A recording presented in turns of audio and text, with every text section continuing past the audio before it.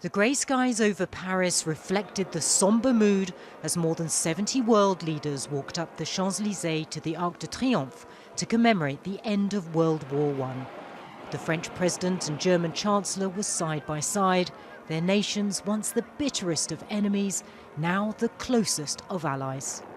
At 11 o'clock Paris time in 1918, the guns fell silent, ending more than 4 years of conflict and bloodshed.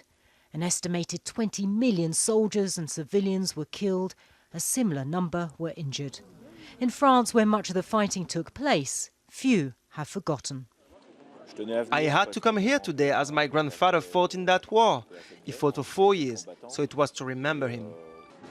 Dozens of students took part in the ceremony, representing a new generation who hope that history's mistakes will not be repeated. The Armistice Treaty marked a victory for Allied powers and a defeat for German forces. But the commemoration hasn't been about national triumph, it's been about reconciliation. The French president lit the flame at the tomb of the unknown soldier.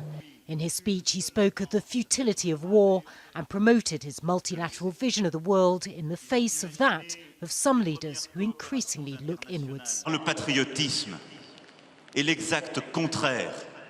Patriotism is the polar opposite of nationalism. Nationalism betrays patriotism.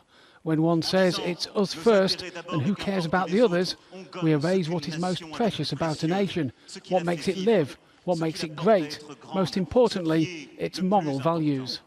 The ceremony brought together presidents and politicians who are often at odds with each other.